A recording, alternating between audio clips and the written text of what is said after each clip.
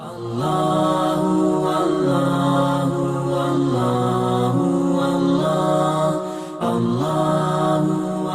بالله من الشيطان الرجيم. بسم الله الرحمن الرحيم. الحمد لله رب العالمين، والصلاة والسلام على أشرف الأنبياء والمرسلين وعلى آله وصحبه أجمعين. اللهم صل وسلم على سيدنا محمد وعلى آل سيدنا محمد رضا الله تعالى. الفاتحة. أعوذ بالله من الشيطان الرجيم. بسم الله الرحمن الرحيم. الحمد لله رب العالمين، الرحمن الرحيم، مالك يوم الدين. إياك نعبد وإياك نستعين، اهدنا الصراط المستقيم، صراط الذين أنعمت عليهم غير المغضوب عليهم ولا الضالين. بسم الله الرحمن الرحيم. الحمد لله رب العالمين، والصلاة والسلام على رسول الله وعلى آله. سبحانك لا علم لنا إلا ما علمتنا، إنك أنت العليم الحكيم.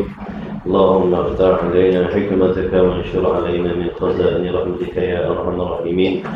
ربنا زدنا علما وفهما يا كاشف المشكلات، اكشف الحجب عن هذه المعاني حتى نطلع على خفيات هذه المسائل، واحفظنا من الخطأ والضلال فأنت الموفق في الأمر وأنت علام الغيوب برحمتك يا أرحم الراحمين.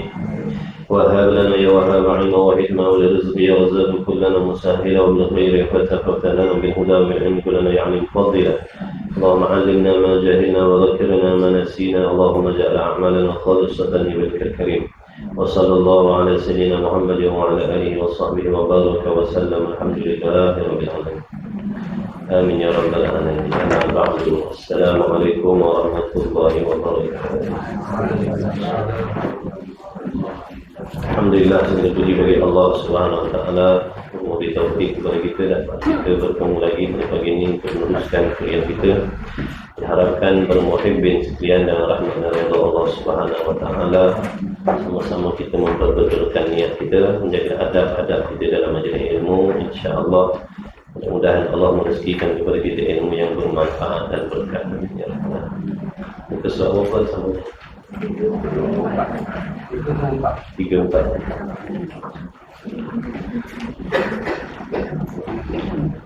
Misbahul Munir 34.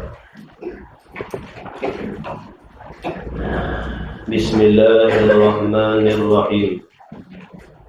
Qala al-muallif rahimahullah ta'ala wa nafa'ana wa iyyakum bi ulumihi wa bi ulumi masyaikhina fid dharain, amin ya rabbal alamin.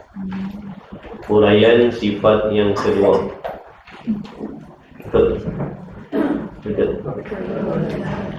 Uraian sifat yang kedua daripada 20 yang wajib atas mukallaf mengetahuinya secara tafsir. Yang kedua itu pada sebutan. Kedua pada sebutan saja. Kedua itu pada tuturan saja. Adapun hakikat sifat Allah itu tidak ada dulu dan tidak ada kemudian.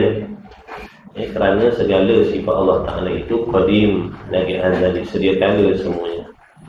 Yang kedua itu pada sebutan saja. Jadi yang kedua daripada 20 yaitu qidam.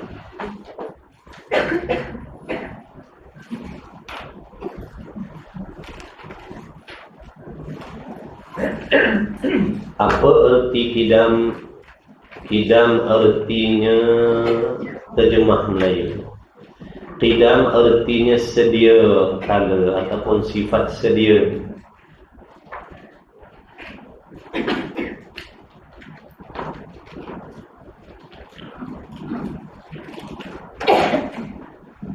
Sifat sedia kala Allah Ta'ala ataupun dipanggil azali. Apa maksud sedia kala? Erti itu terjemah Melayu. Yang dimaksudkan dengan sedia kala itu apa? Sesuatu yang tidak ada permulaan bagi adanya, itu maksud sedia kala. Ya, sedia kala bermaksud sesuatu yang tidak ada permulaan bukan dengan makna lama, bukan makna dah lama ada. Seperti yang banyak orang salah faham.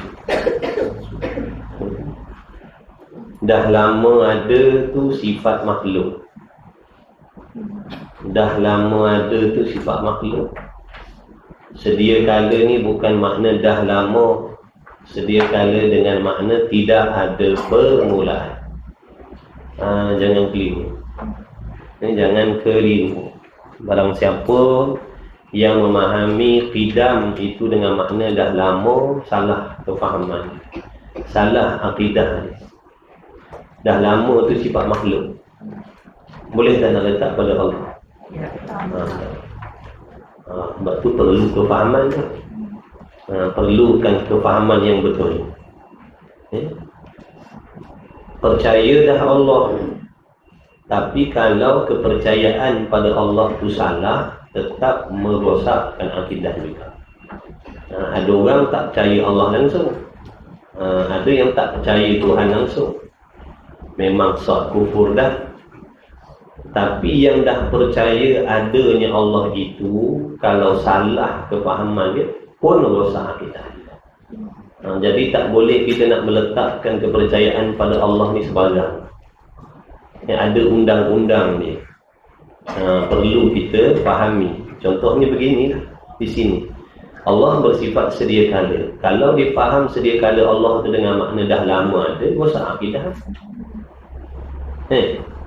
Kerana dah lama ada itu bukan sifat Allah. Dah lama ada itu sifat baharu, menunjukkan kepada sesuatu yang ada permulaan. Cuma oleh kerana perkara itu dah lama dijadikan, panggil dah lama. Macam alam ni dah lama ada dah, tapi asalnya tiada. Itu maksud dah lama ada. Alam ni dah lama dah ada. Maksudnya sejak mula alam ni diciptakan sehingga kini dah lama dah, berjuta-juta tahun dah. Tu dah lama. Allah bukan dah lama. Allah tidak ada tak ada permulaan. Kalau tak mengaji, mana kita nak tahu benda? Siapa nak bagi tahu kita? Takkan kucing kat rumah nak ajar kita. Tu untung kita Allah pilih mengaji. Alhamdulillah. Ini kesalahan akidah ni bukan kesalahan kecil. Kesalahan akidah ni kesalahan yang paling besar dalam agama. Jenayah yang paling besar dalam agama adalah rosak akidah. Dan kecelakaannya bersifat kekal nanti di hari kiamat. Orang yang mati dalam keadaan kefahamannya salah terhadap Allah tu kafir. Orang yang mati dalam keadaan kefahamannya salah terhadap Allah kafir, walaupun Melayu. Sebab tu jangan buat main-main perihal akidah ni. Jangan sombong, tak nak mengaji, tak nak ambil tahu. Sebab tu ulama' kata, ijma' ulama' kata wajib mengenal Allah Ta'ala. Maksudnya wajib memahami sifat-sifat Allah tu supaya kita tidak salah faham. Ramai di kalangan kita yang faham Allah tu dah lama ada, Allah dah lama ada. Rosak akidah lah tu, tak peduli siapa pun. Tu salah kita sendiri. Siapa suruh tak mengaji? Kenapa meninggalkan ilmu yang diwajibkan? Itu salah kita. Baik. Wajib pada syarak pula. Wajib pada syarak, apa maksud wajib pada syarak? Perkara yang Allah perintahkan ke atas diri kita mukallaf sebagai perintah yang muhkamah, yang putus. Itu wajib syarak. Allah memerintahkan kepada kita hamba-Nya supaya melaksanakan. Itu wajib syarak. Allah memerintah atas kita. Allah suruh kita sebagai suruhan yang muktamad. Mesti maksud. Wajib ini merupakan paksaan daripada Allah ke atas kita hamba dia. Allah memaksa kita. Mana dalil Allah Ta'ala memaksa kita? Dalilnya ada ancaman daripada Allah. Ada ancaman daripada Allah kepada barang siapa yang meninggalkan perkara yang wajib. Siapa yang meninggalkan perkara yang wajib diancam oleh Allah dengan azab siksaan. Itu menunjukkan wajib itu paksaan. Kalau buat diberi pahala, kalau tinggal diazab oleh Allah. Makna mau tak mau kena buat, suka tak suka kena buat. Itu wajib. Berbeza dengan sunat. Sunat itu pilihan. Allah menggalakkan sahaja. Nak buat silakan, tak nak buat pun silakan. Tak ada ancaman azab bagi orang yang tak buat benda sunat. Tapi orang yang meninggalkan benda wajib ada ancaman. Ini di antaranya perkara yang diwajibkan oleh Allah atas kita. Wajib pada syarak pula atas tiap-tiap mukallaf mengetahui serta mengaku di dalam hatinya. Sebab tu orang yang tak nak mengaji tauhid ni jadi fasik. Jadi fasik. Walaupun dia sembahyang, dia fasik. Banyaklah benda, banyaklah sebab. Fasik tu apa makna fasik? Tergelincir daripada taat. Orang fasik ni mana orang yang tidak taat kepada Allah. Itu makna fasik. Kita nak tak mati dalam keadaan fasik? Siapa nak mati dalam fasik? Dia mati sebagai hamba yang tidak taat kepada Allah. Dia balik kepada Allah dalam keadaan dia bukan hamba yang taat, hamba yang fasik. Jadi banyak sebab jadi fasik ni. Tak solat, fasik. Dedah aurat, fasik. Meninggalkan belajar fardu ain, fasik.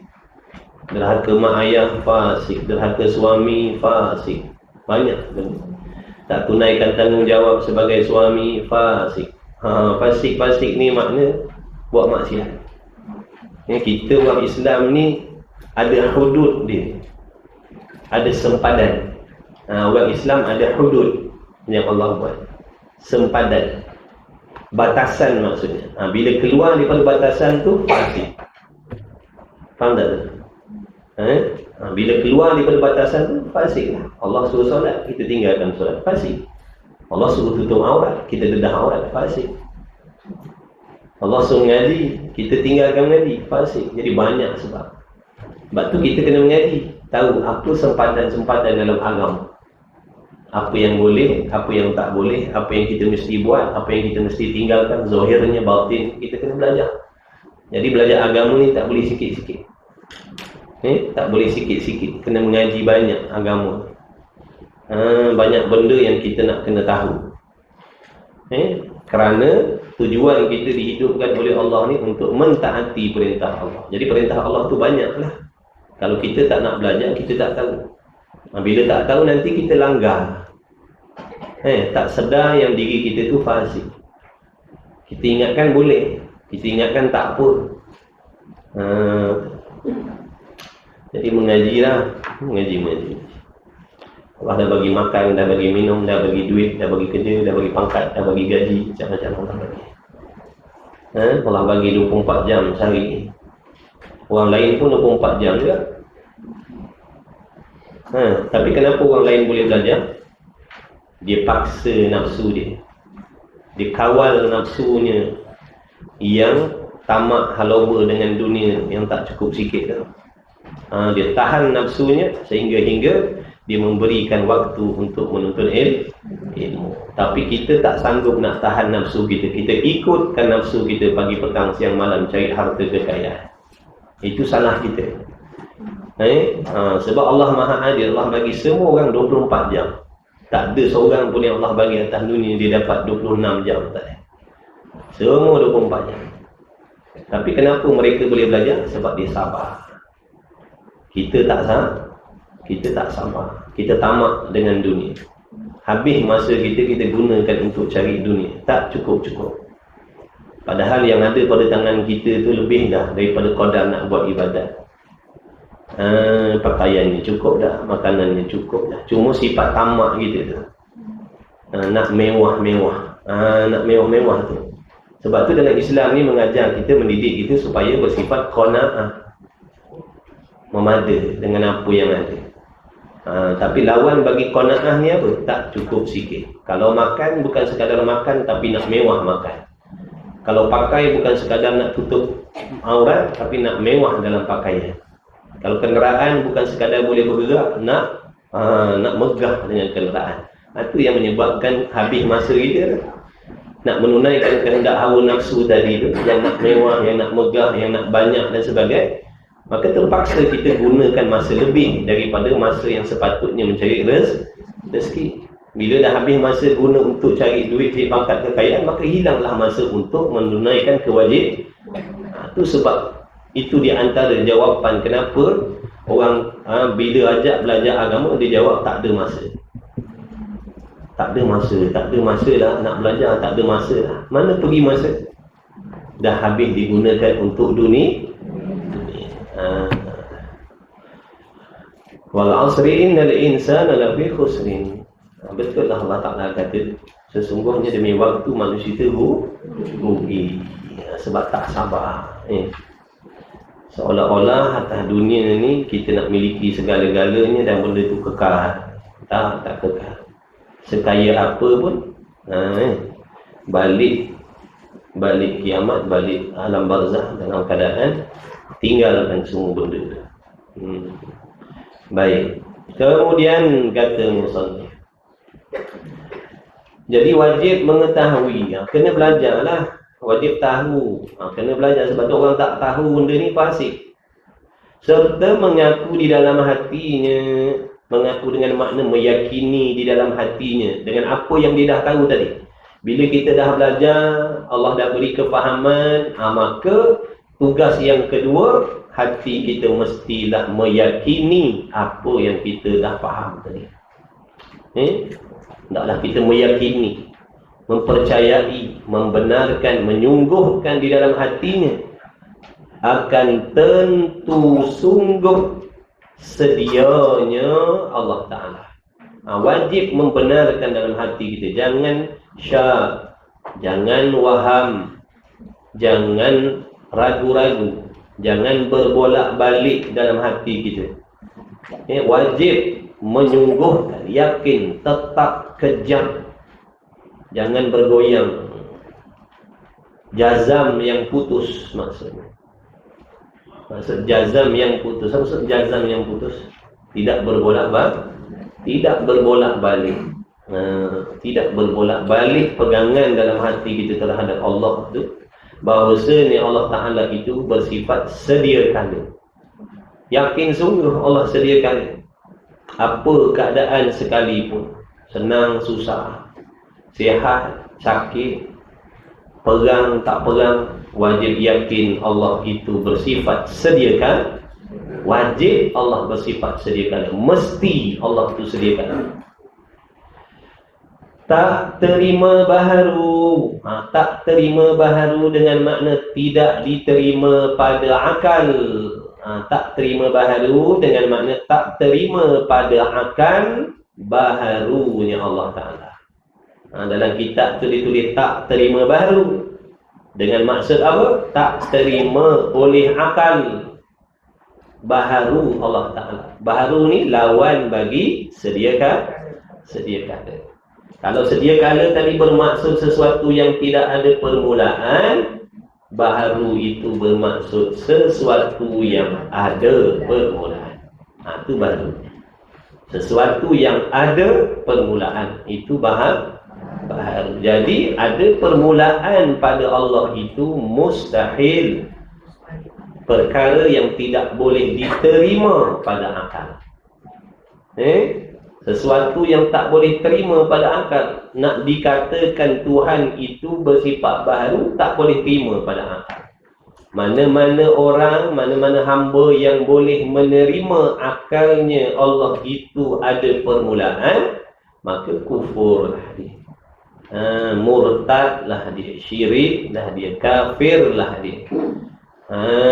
Sebab itu kita wajib mengetahui apa sifat yang wajib bagi Allah, apa sifat yang mustahil bagi Allah. Kita mesti tahu. Yang wajib itu untuk kita pegang dalam hati. Yang mustahil itu untuk kita tolak daripada hati kita. Kita dah tahu maknanya sifat baharu itu sifat yang mustahil bagi Allah. Maka jangan sekali-kali mengiktikadkan, mempercayai Allah itu baharu. Jangan, kerana mengkafirkan. Baharu itu sifat makhluk, baharu itu sifat kelemahan, baharu itu sifat kekurangan. Mustahil ada pada zat Allah yang bersifat sempurna. Sebab tu wajib kita menafikan, wajib menolak dalam hati kita. Jangan diterima pada akal. Akal tak diterima. Jadi mustahil itu bermaksud sesuatu perkara yang tak boleh diterima pada akal. Jangan terima. Faham? Tak boleh terima. Bukan sekadar mustahil itu benda tiada. Mustahil itu memang sesuatu benda yang tiada, yang tak wujud. Satu lagi, tak boleh terima. Jangan terima. Kalau terima, rosak akidah. Maksudnya akal dia, seseorang ni dia boleh terima, walaupun bukan sekarang. Allah Ta'ala itu bersifat baharu, contoh. Ataupun jahil pada Allah. Walaupun sekarang dia percaya, dia yakin Allah mengetahui segala-galanya. Tetapi dalam masa yang sama, akalnya boleh terima seandainya di masa-masa yang akan datang nanti Allah Ta'ala tidak mengetahui sesuatu. Contoh, sekarang dia yakin Allah Maha mengetahui. Tapi kalau orang kata akan datang, boleh jadi tak Tuhan tu lupa ke? Dia kata boleh jadi. Maka kafir lah dia. Sebab apa? Akalnya boleh faham baik-baik. Mustahil ni tak boleh terima. Jangan terima. Tu mustahil. Kena faham betul-betul akidah ni, tuan-tuan. Syarat amalan kita Allah nak terima, akidah mesti jadi bukan buat ibadat sebarang. Pergi haji, pergi umrah, sedekah sini, sedekah sana, wakaf sini, wakaf sana. Akidah sesat. Akidah salah. Yang suami buat baik pada anak bini, yang bini khidmat pada suami, akidah rosak. Apa dapat? Dapat tak? Tak dapat. Kita buat baik pagi, petang, siang, malam. Buat baik. Tapi akidah sesat, akidah salah. Allah terima tak? Tak terima. Bukan asalkan buat Allah terima. Sebab tu Imam Ghazali kata kena mengaji. Ibadat ni kena belajar. Bukan ikut suka hati, bukan main rasa-rasa. Tak belajar, kita takkan faham cara beribadah ni. Bukan Allah Ta'ala jadikan kita atas dunia ni ibadahlah ikut suka hati. Bukan. Sebab tu Allah Ta'ala utuskan Rasul mengajar, mendidik bagaimana cara beribadah. Tapi kita tak hargai ilmu yang dibawa oleh Rasulullah SAW, ilmu yang diambil oleh sahabat daripada Nabi, daripada tabi'in hingga ke ulama-ulama ambil. Karangkan kita tak nak ambil peduli. Kita ibadat, kita dulukan beramal daripada ilmu. Pada kita beramal menuntut ilmu ni tak penting. Yang pentingnya beribadah saja. Nak beribadah, nak pandukan apa? Kalau tak ada ilmu, nafsu. Orang yang tidak menuntut ilmu, dia akan beribadah juga. Tapi bukan panduannya ilmu, tapi panduannya nafsu ni dia nak bawa kita ke mana? Dah tentulah kepada kesesatan. Nampak? Tuan mempunyai diri syok buat ibadat. Berasa macam dah banyak amal. Rupa-rupanya satu pun Tuhan tak Allah na'udzubillah. Banyak manusia yang macam tu.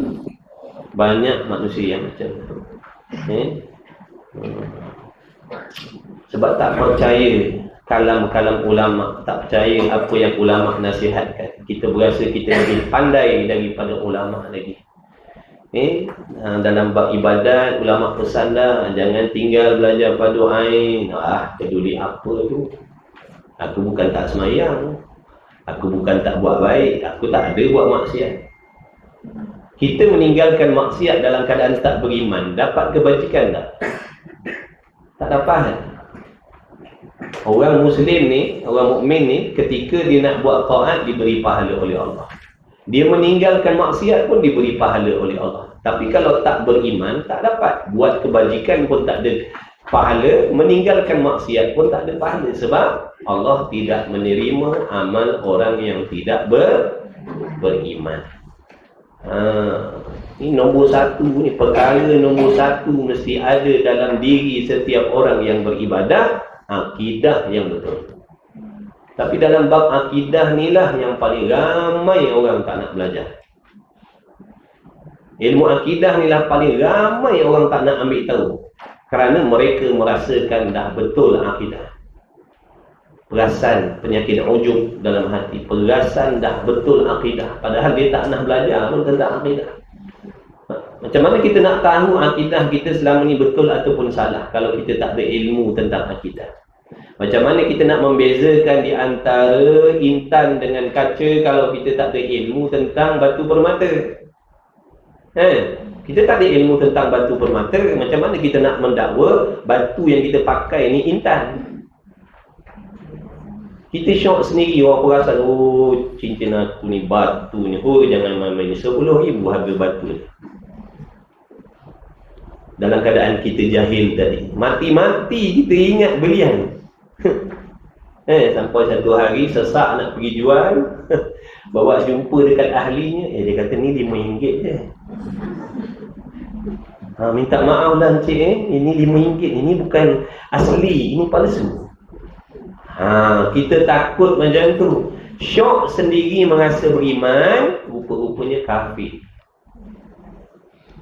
Kita duduk atas dunia ni, kita berasa syok macam orang beriman, rupa-rupanya kafir rupanya. Sebab apa tu? Syok sendiri tadi, tak ada ilmu. Sama macam tadi tu, bandingan yang saya buat tadi. Orang yang tak ada ilmu tentang batu permata, dia mati-mati dia ingat yang dia pakai itu permata. Sebab dia tak ada ilmu. Tapi bila didekatkan, dibawa pada ahli dia, dia kata, oh ini bukan batu permata, ini kaca. Nampak tak tu? Begitulah ibaratnya kita ni yang tak nak mengaji. Syok sendiri berasa beriman. Bila dipanggil, wahai sekalian mukminin, wahai orang beriman, kita rasa terpanggil. Oh saya. Rupanya kafir. Rupanya akidah dalam hati tadi salah. Rupa-rupanya dalam hatinya ada akidah yang salah terhadap Allah. Dia tak tahu, dia tak perasan sebab dia tak ada ilmu. Alangkah ruginya, alangkah menyesalnya nanti. Allah tolak amal ibadah kita, segala amal kita Allah tak terima, rupa-rupanya akidahnya salah. Jadi belajarlah, jangan sombong. Belajar berakidah ni betul-betul. Di antara benda bekal mati, akidah yang betul. Mati bawa akidah sesat, semua Allah tolak. Allah tak terima. Buatlah ibadat tunggang terbalik pun. Penat, rugi, nanti menyesal. Menyesal kalau aku tahu dulu aku belajar akidah. Tapi dah terlambat dah tuan. Dah terlambat. Allahu Akbar. Itu kecelakaan akhirat yang kita nak kena fikirkan. Yang kita akan jumpa kalau kita salah jalan, itulah dia kecelakaan yang bakal kita terima. Yang bakal anak bini kita terima. Firman Allah Subhanahu wa taala, huwal awwal. Ini dalilnya, ini bukti yang menunjukkan Allah Taala itu bersifat dengan sedia kala. Ini dalil Qurannya, bukti daripada Al-Quran yang menunjukkan Allah Ta'ala itu bersifat sedia kala. Iaitu mana? Huwal awwalu. Huwal awwalu. Ialah Allah Ta'ala itu yang awal. Maksud awal, sedia kala. Jadi jangan semata-mata hafal Quran, tak mengaji tauhid. Nanti hafal Quran, beli terjemahan, baca sendiri. Wal awwalu, Allah lah yang pertama. Allah lah yang pertama ada. Dengan makna Allah lah yang muncul mula-mula, Allah lah yang muncul. Lepas Allah muncul, baru Allah jadikan yang lain-lain. Habis selesai. Awal ni ada macam-macam makna. Awal. Tadi siapa datang awal? Tadi siapa yang datang paling awal sekali? Katalah abang kita. Siapa nama abang kita? Cik Zul kita. Dia yang datang awal. Sebelum Cik Zul datang ada tak sesiapa? Tak ada. Nampak tak? Tapi dia dipanggil awal. Sebelum Cik Zul datang, kosong. Lepas tu Cik Zul datang, dia yang awal. Nampak tak? Jadi jangan faham begitu awal ayat ni. Awal di sini makna sedia kala, bukan yang mula-mula datang. Kalau Allah tu mula-mula muncul, maksudnya sebelum Allah kosong. Sebelum Allah kosong, kemudian Allah yang muncul mula-mula. Itu pun awal juga. Tapi bukan itu yang dimaksudkan, bukan murad. Jadi awal dengan makna sedia kala. Mana-mana orang ngaji, orang hafal Quran, jangan memada dengan hafal Quran tak mengaji tauhid. Jangan kita nak dabik dada dah hafal 30 juzuk tapi tak nak mengaji tauhid. Jangan, nanti kamu sesat nanti. Ngaji. Hafal Quran tu fardu kifayah, tak hafal pun tak berdosa. Ni kalau tak mengaji berdosa. Jadi mak bapak yang anak-anak dah hafal Quran, jangan kita berasa selesa dengan anak kita hafal Quran tak ngaji fardu ain tu. Kerana di tahfiz ni pengajian fardu ain ni boleh katakan 10% pun kalau ada lah. Dia sibuk, dia menumpukan kepada hafalan pagi, petang, siang, malam, lepas makan hafal, bangun tidur hafal. Tu je kerja dia.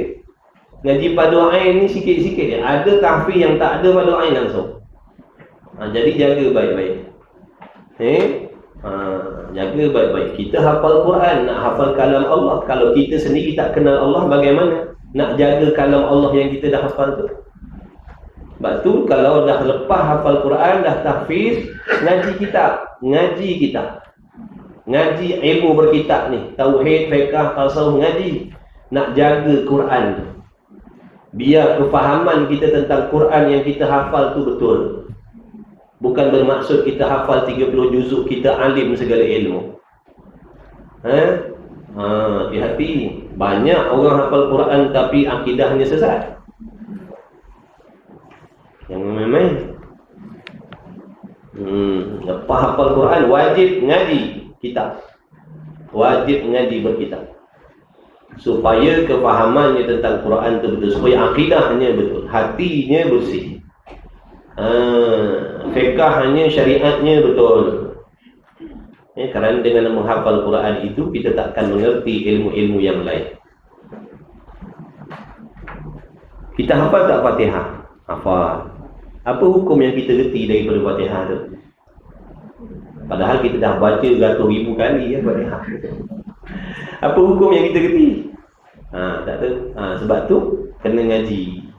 Bukan sekadar ngapal Quran, beres dah. Tok guru besar dah. Lepas tu orang panggil ustaz, lagi orang panggil al-hafiz, lagi dah kita kembang lubang hidung kita. Kan orang tanya soalan nak jawab serba salah. Ini dah hafal Quran, takkan tak pandai jawab. Jawablah dalam keadaan sesat tadi. Ya, fitnah besar mengaji tuan-tuan. Dalam mengaji ni pun fitnahnya besar.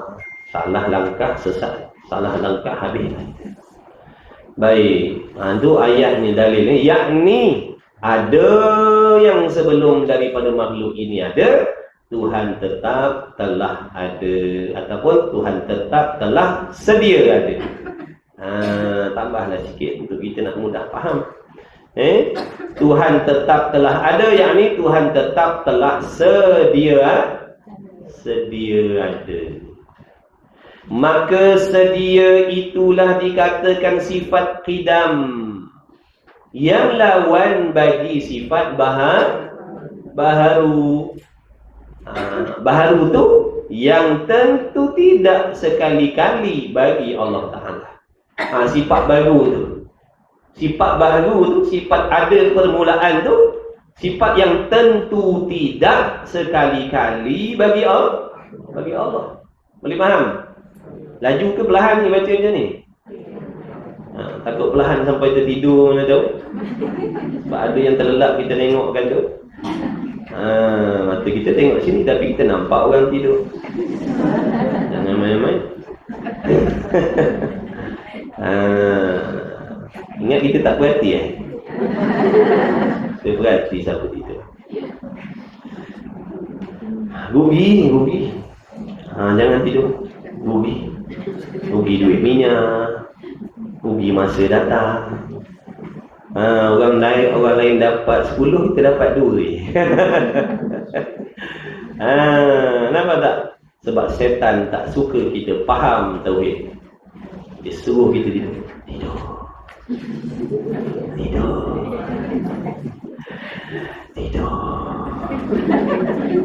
Kita baiklah.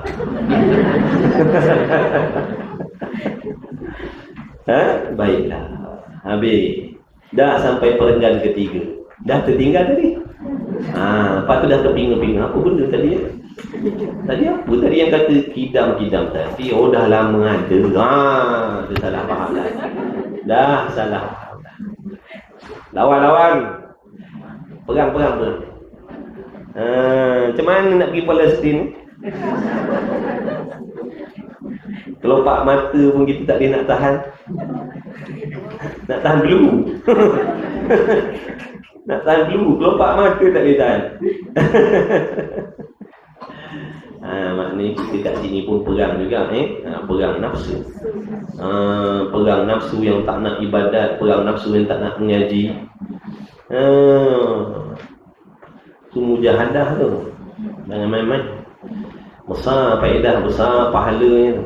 Lawan. Celik cik mata kita. Tahan kelopak mata kita.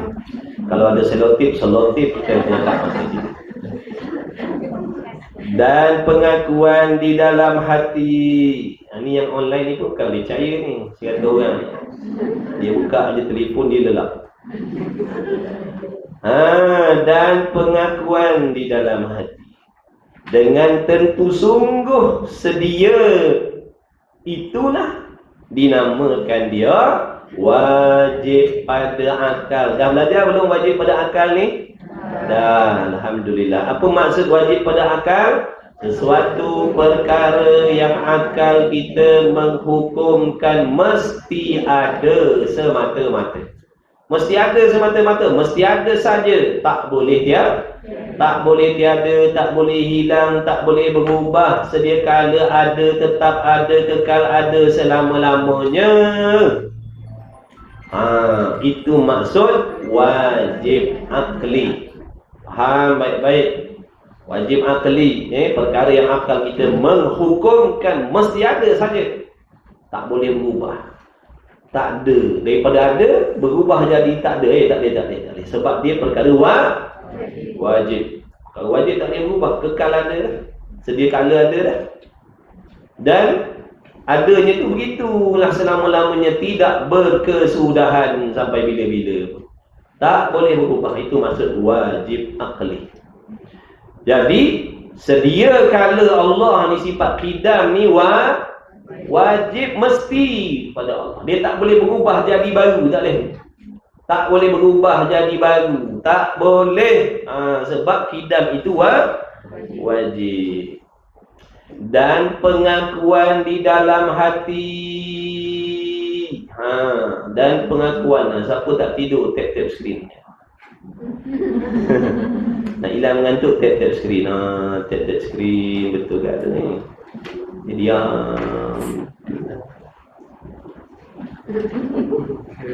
pen jalan sendiri. Tu karomah orang ngaji, jangan main-main. Itu karomah orang ngaji. Tuan tidur. Pen di jalan sendiri. Dia sedar tengok habis coreng kita dia. Dan pengakuan dalam hati dengan tentu tidak baharu. Tentu tidak baharu Allah tu tentu tidak sekali-kali. Itulah dinamakan mustahil pada akal. Dah belajar belum hukum mustahil pada akal ni? Apa maksud mustahil pada akal? Sesuatu perkara yang akal kita menghukumkan mesti tiada. Sedia kala lagi mesti tiada. Dan sentiasa tiada dan kekal tiada selama-lamanya. Dia tak boleh berubah menjadi ada. Dia tak boleh berubah menjadi ada. Dia tak boleh berubah menjadi ada. Akal takkan boleh terima sampai bila-bila dia ada. Sebab dia mustahil. Contoh sini, sifat baharu Allah tu mustahil. Sampai bila akal kita tak boleh terima yang Allah tu baharu? Sampai bila-bila? Sampai mati, sampai selepas mati. Dah dalam syurga pun begitulah. Dalam syurga tetap kita tak boleh terima yang Allah itu baharu. Bukan maknanya kita wajib i'tiqad Allah ada, Allah sediakan ni waktu dunia je. Tak, selama-lamanya. Faham tak selama-lamanya? Dan makna sedia itu, baru dia nak terangkan makna yang dikehendaki dengan sedia tu. Sebab ramai lagi di antara kita ni yang tak tahu lagi. Tahu sebut saja. Sedia. Allah sedia kala. Allah tu sedia kala. Apa dia? Apa sedia kala tu? Allah tu qidam. Oh, qidam. Makna Melayu makna sedia kala lah. Oh, sedia kala tu apa? Sedia kala. Sedia kala lah Allah tu. Yelah, sedia kala. Apa sedia kala? Sedia kala. Kau tak tahu? Kau tak tahu ke sedia kala? Alah, kidam lah tadi tu. Yang Arabnya, Melayunya sedia kala. Aku tak faham sedia kala tu apa. Sedia kala lah. La ilaha illallah. Kau tak faham sedia kala. Itulah pusing-pusing kat situ lah. Tu menunjukkan kita tak faham apa yang kita sebut tadi.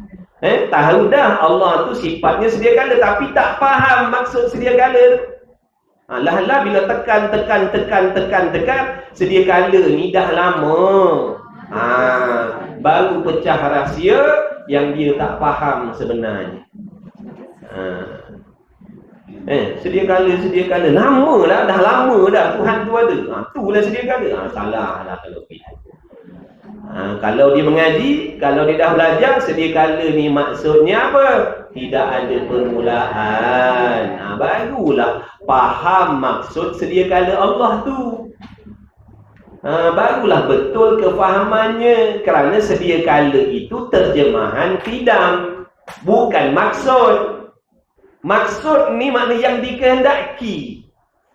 Sedia kala tu apa yang dikehendaki dengan sedia kala? Apa yang dikehendaki dengan sedia kala tu? Sedia kala itu bermaksud sesuatu yang tidak ada permulaan. Tidak ada permulaan, itulah sedia kala. Oh, baru faham.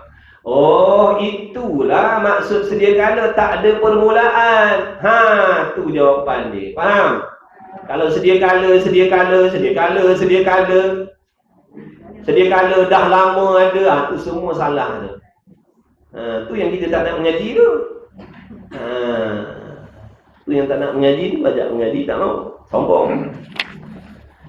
Jangan sombong tuan. Jangan sombong. Rugi. Bukan sikit-sikit rugi. Banyak rugi. Sedia kala itu bermaksud barang yang ada yang tidak didahului. Barang yang ada, koma situ. Tak koma situ. Dalam kitab tu tak ada koma. Kita letak koma sendiri supaya dia break sikit. Kalau kita baca tak ada koma, kan baca terus, kita pening juga. Barang yang ada, koma situ. Yang tidak didahului oleh tiada. Tambah sikit perkataan oleh kat bawah tu untuk kita nak faham baca sendiri. Kitab tu betul dah. Kita yang tak faham. Barang yang ada, koma situ, yang tidak didahului oleh tiada. Faham tak tu? Tidak didahului oleh tiada. Baik, kita ni, saya ni, tuan-tuan ni, kawan-kawan ni, ada tak sekarang? Ada. Sebelum kita ada ni, didahulu oleh tiada. Kita ni didahului oleh tiada. Dulu kita pernah tiada. Itu maksud didahului oleh tiada.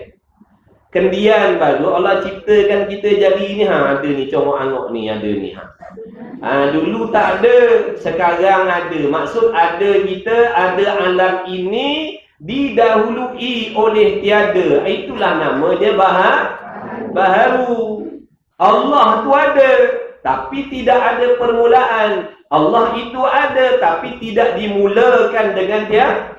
Itulah perbezaan ada Allah dengan ada kita.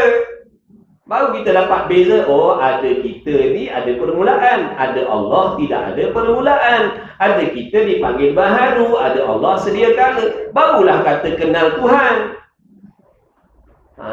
Ini Allah tu Tuhan, Tuhan tu Allah, Allah tu Tuhan, Tuhan tu Allah.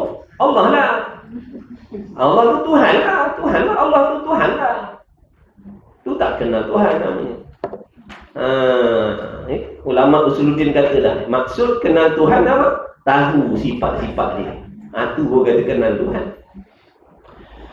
Bukan tahu dia Tuhan. Semua orang tahu. Orang kafir musyrik pun tahu Allah tu tu. Betul tak? Orang kafir musyrik pun tahu Allah tu Tuhan katanya, tapi dia orang menyekutukan. Dia pun tahu Allah tu Tuhan. Kita pun tahu Allah tu Tuhan. Kalau sekadar tahu Allah Tuhan, orang kafir musyrik pun tahu. Tak ada beza kalau setakat tahu Allah tu Tuhan. Tak ada beza dengan kafir musyrik. Kafir musyrik tu pun tahu Allah tu Tuhan. Jadi kita ni disuruh belajar supaya mengenal Tuhan tu. Apa sifat yang wajib bagi Tuhan? Di antaranya, dia mesti satu. Tuhan ni mesti satu. Tak boleh dua. Tak boleh berbilang-bilang. Sifat Tuhan mesti satu. Jadi kefahaman orang kafir musyrik dengan kita tak sama. Orang kafir musyrik kalau betul dia mengenal Tuhan, dia tidak akan menyekutukan Allah. Kenapa dia sekutukan Allah? Sebab dia tak kenal Tuhan lah tu. Kenapa dia menyembah selain daripada Allah? Kalau betul-betul dia yakin Allah tu Tuhan, dah tentulah dia yakin Allah tu sah. Dah kenapa dia mensyirikkan? Itu maksud dia tak kenal Tuhan. Jadi kita ni disuruh belajar supaya berbeza dengan mereka. Kita bukan sekadar menyebut Allah tu Tuhan, tapi kita tahu sifat-sifat Tuhan tu apa.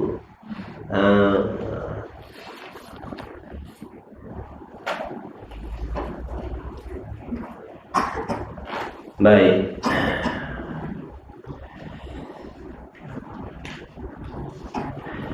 Tu makna sedia kala. Faham tu Jadi jangan bertukar dengan sedia makhluk Jangan bertukar dengan sifat sedia kala makhluk.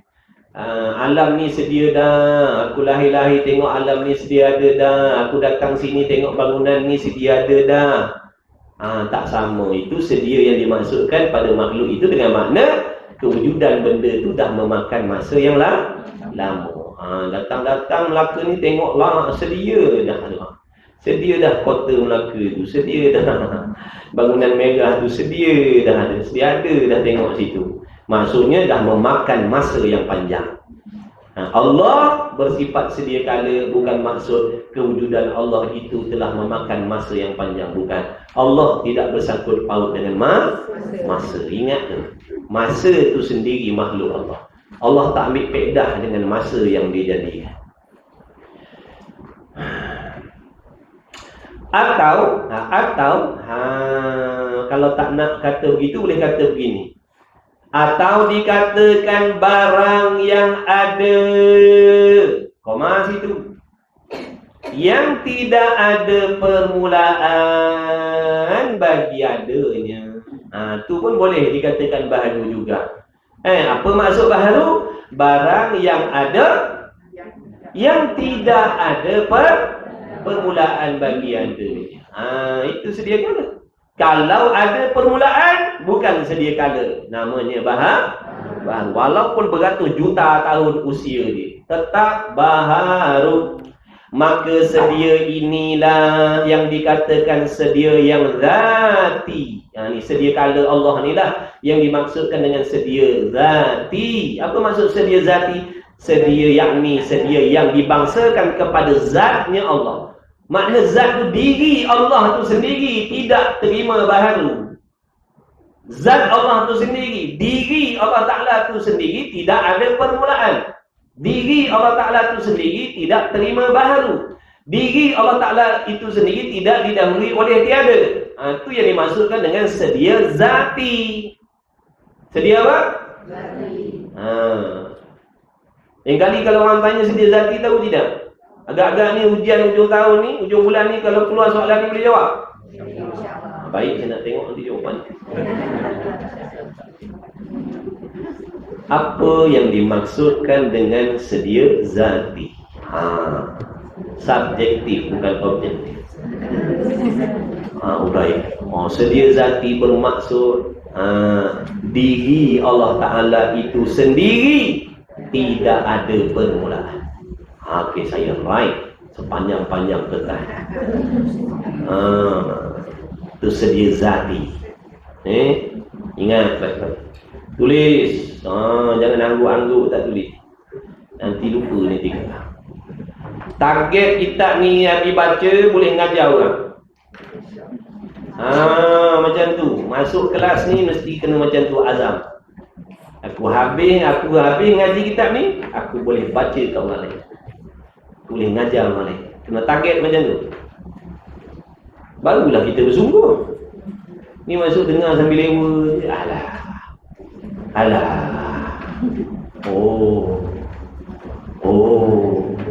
Lepas tu minggu depan tanya, sedia zati apa?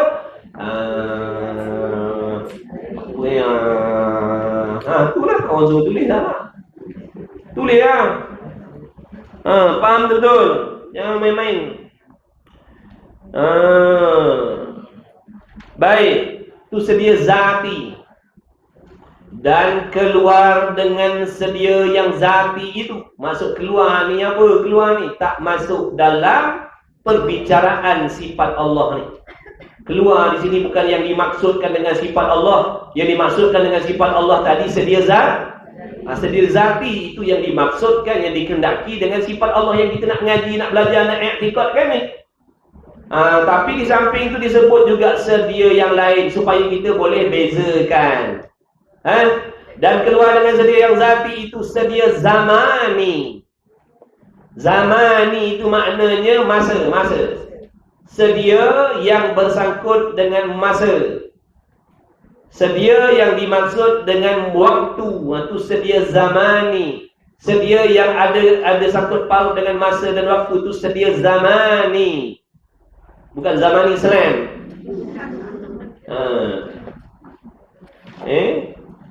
Sedia zamani. Zaman Islam tu sedia zamani dia. Kewujudan dia tu sangkut paut dengan masa. Itu sedia zamani. Alam ini sedia zamani. Syurga sedia zamani. Neraka sedia zamani. Neraka itu sedia zamani. Allah ciptakan neraka tu. Asalnya tiada neraka, Allah jadikan neraka. Lepas tu Allah kekalkan kewujudan neraka tu dengan masa yang panjang. Itu sedia zamani namanya. Syurga pun demikian. Alam ini pun demikian. Kita ni pun sama, sedia zamani. Allah bukan sedia zamani. Allah sedia apa? Zati. Pandai. Arti sedia zamani panjang, dengan panjang dan lama masanya. Nampak tak tu? Lama dah ada. Bangunan ni lama dah ada. Dunia ni lama dah ada. Betul. Tak salah. Memang kena pada tempat lah tu kita kata dunia ni lama dah ada dunia ni. Langit bumi ni lama dah ada. Betul. Tu sedia zaman ni. Tapi kalau Allah tu dah lama dah ada Allah tu, salah. Dah lama dah ada Allah, salah. Dah lama dah Tuhan tu ada, salah. Dia telah meletakkan sifat makhluk pada Allah. Jaga baik-baik. Rosak akidah nanti kan. Itulah perlu kefahaman. baru boleh beza.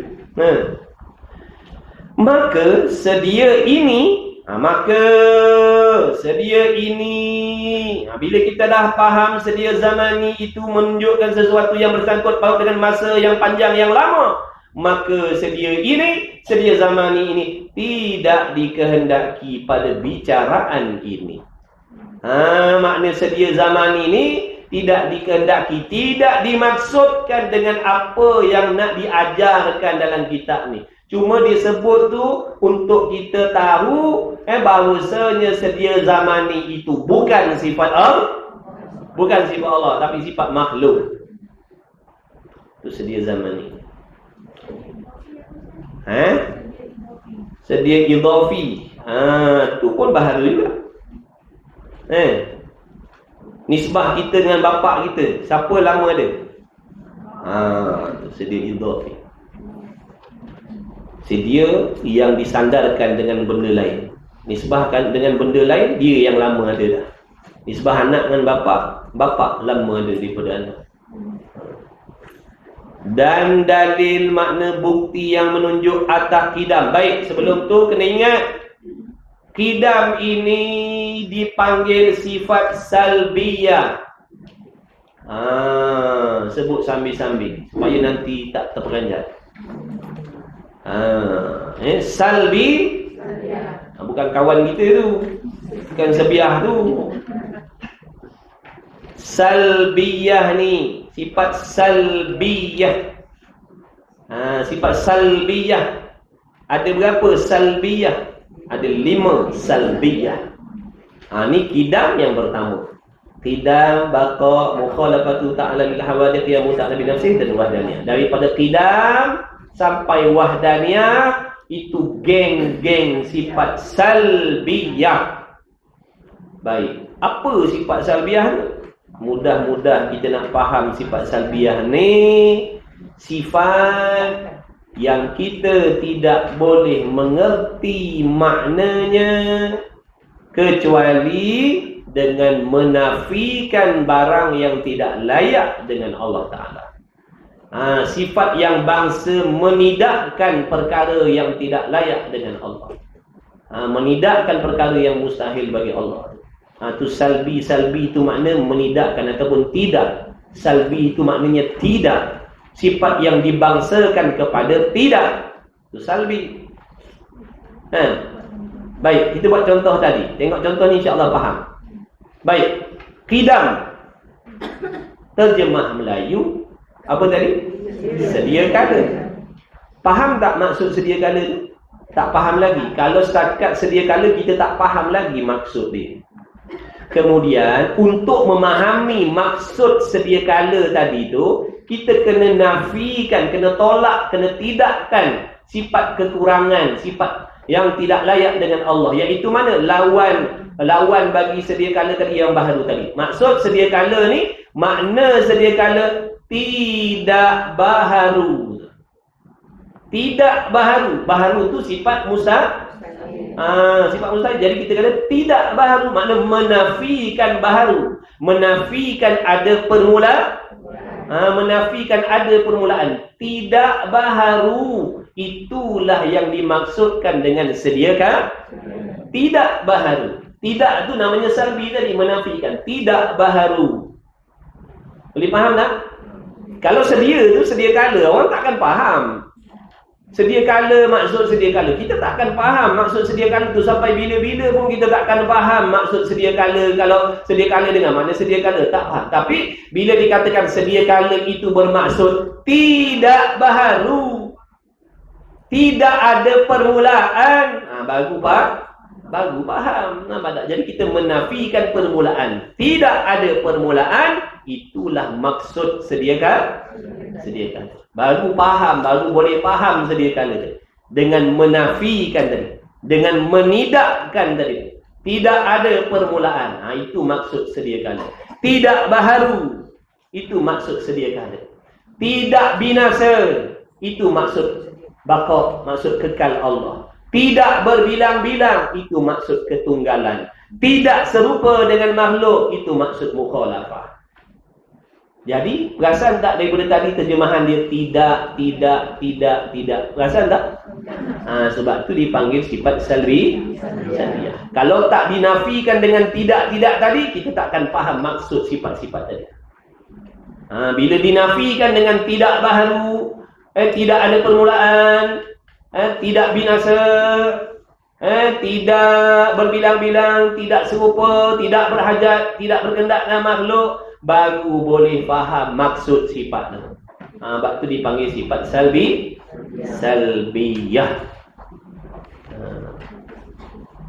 Tidak baru faham sedia kala. Apa maksud kuasa Allah? Kudrat artinya kuasa. Apa maksud kuasa ni? Tidak lama. Ataupun bakok, kekal. Allah Ta'ala bersifat kekal. Apa maksud kekal Allah? Tidak binasa. Nampak tak? Tidak ada kebinasaan. Itulah maksud kekal. Bukan lama lagi ada. Lama lagi ada bukan sifat kekal Allah. Lama lagi ada tu sifat makhluk. Contohnya syurga tu. Lama lagi ada syurga tu. Neraka tu lama lagi ada. Tu Allah Ta'ala tak boleh kata Allah tu lama lagi ada. Faham tak? Sebab tu maksud kekal Allah bukan lama lagi ada. Tidak terima binasa ataupun tak binasa. Itu maksud kekal Allah. Jadi bila kita sebut Allah tu kekal, makna kita faham Allah tidak binasa. Bila kita kata Allah Ta'ala itu bersifat mukhalafah, Allah tu mukhalafah, maksudnya kita faham Allah tu tidak serupa. Bila kita kata Allah itu ketunggalan, kita faham dalam hati Allah itu tidak berbilang-bilang. Begitulah seterusnya sifat salbiyah. Jadi sebab tu panggil sifat salbiyah. Tidak. Dan dalil bukti yang menunjukkan bahawasanya Allah Ta'ala itu qidam. Dan dalil atas qidam Allah Ta'ala dan tidak baharu Allah Ta'ala itu. Dalilnya ialah kita fikir, tilik kepada makhluk ini. Ini namanya dalil akli namanya. Dalil akli namanya.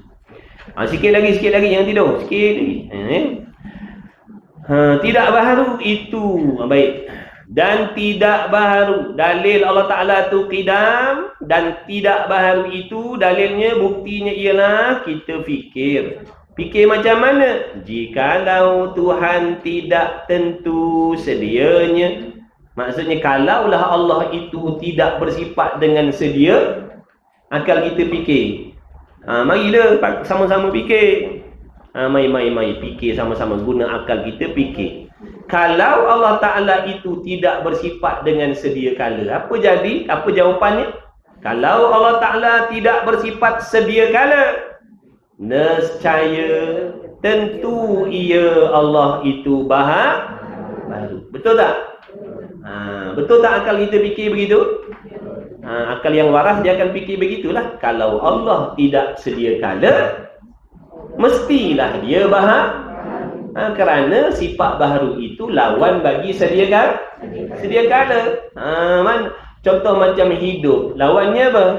Mati. Putih lawannya segala warna yang lain.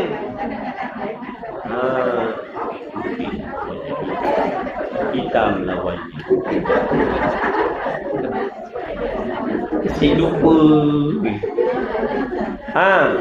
Nampak tak? Jadi bila contohnya kita katakan kalau Allah tidak bersifat hidup, tentulah dia lawan, bersifat dengan lawan hidup, iaitu mati. Samalah gini. Kalau Allah tidak bersifat sedia kala, tentulah dia bersifat baharu. Baharu tadi kita dah faham dah apa maksud baharu.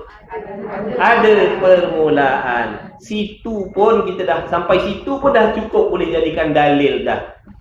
Betul? Allah ada permulaan. Tak masuk akal lagu.